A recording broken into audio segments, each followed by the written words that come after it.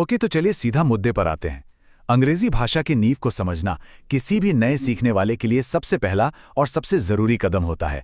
आज के इस एक्सप्लेनर में हम अंग्रेजी कम्युनिकेशन के इन बुनियादी पिलर्स को डिकोड करेंगे, यानी नंबर्स, दिन और समय के बेसिक रूल्स। ये बस एक शुरुआत है, लेकिन यकीन मानिए ये आगे की पूरी जर्नी को एकदम आसान बना देगी। जरा सोचिए, व्हाट टाइम इज इट या what day will we meet. किसी नए देश में सफर करते समय या किसी अनजान व्यक्ति से मिलते वक्त सबसे पहले यही सवाल तो सामने आते हैं ना, है ना?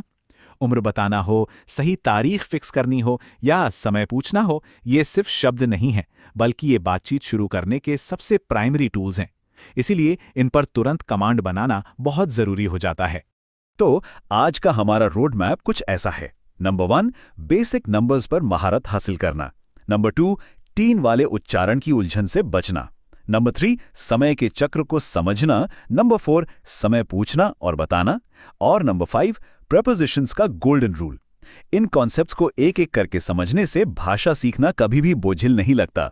सेक्शन 1, मास्टरिंग बेसिक नंबर्स, यानी फाउंडेशनल डिजिट्स और रैंकिंग्स। अब ऑर्डिनल नंबर्स सुनने में थोड़े टेक्निकल लग सकते हैं, लेकिन असल में इनका काम बहुत सिंपल है। ये आम गिनती वाले नंबर नहीं हैं, बल्कि ये वो खास नंबर होते हैं जिन्हें स्पेसिफिकली रैंकिंग्स या तारीखों को बताने के लिए यूज किया जाता है। जब कोई रेस में अपनी पोजीशन बताता है या कैलेंडर पर कोई डेट फिक्स करता है, तो वो इन्हीं ऑर्डिनल नंबर्स का इस्तेमाल कर रहा होता है। अब यहाँ एक मजेदार ट्विस्ट है। अंग्रेजी गिनती में कुछ नंबर्स बने बनाए रूल्स को बिल्कुल नहीं मानते। पहले 3 ऑर्डिनल नंबर्स पर गौर करें। फर्स्ट के लिए फर्स्ट, सेकंड के लिए सेकंड और थर्ड के लिए थर्ड। ये पूरी तरह से अलग शब्द हैं। लेकिन इसके तुरंत बाद रूल एकदम प्रिडिक्टेबल हो जाता है। बस नंबर के आखिर में टीएच लगाना होता है, जैसे 4th या 10th।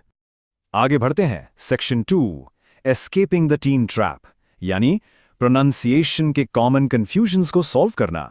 यह अक्सर बहुत कंफ्यूजन होता है। 13 से 19 तक वाले 3 को बोलते वक्त आवाज को थोड़ा लंबा खींचना होता है, जैसे 13, 18।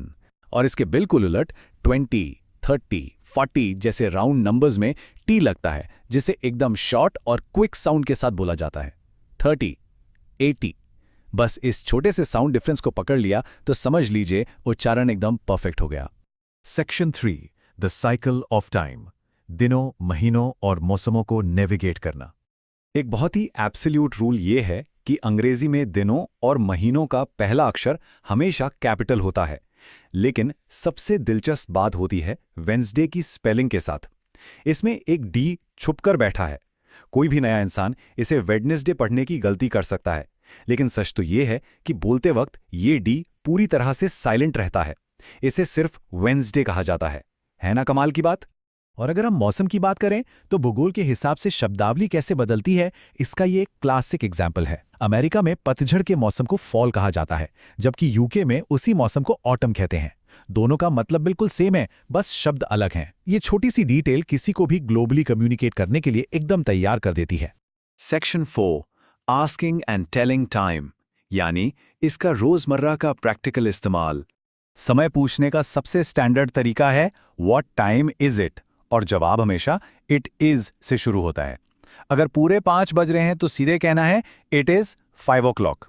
अगर आधा घंटा ऊपर हो गया है तो 5:30। हालांकि अमेरिकन इंग्लिश में लोग इसे और सिंपल करके सिर्फ 5:30 भी बोल देते हैं। इसी तरह सवा के लिए 1/4 और पौने के लिए 1/4 का इस्तेमाल किया जाता है। बहुत ही लॉजिकल है। और अब section 5, the golden rule, prepositions in, on और एट में महारत हासिल करना।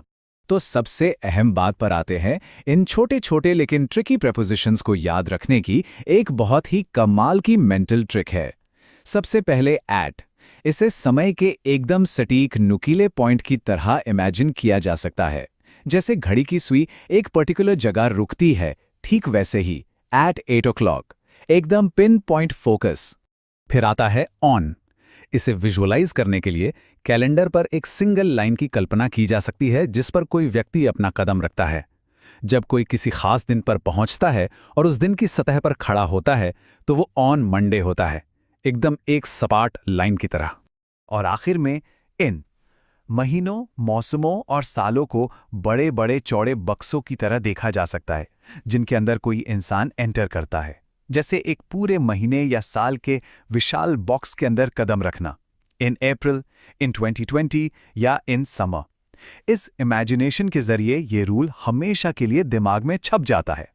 इन सारी चीज़ों को समझने के बाद बस एक ही सवाल जहन में आता है, एक लर्नर इन बुनियादी बातों का इस्तेमाल करके अपने अगले इंग्लिश कॉन्वर्सेशन में पूरे कॉन्फिडेंस के साथ कब कदम रखेगा।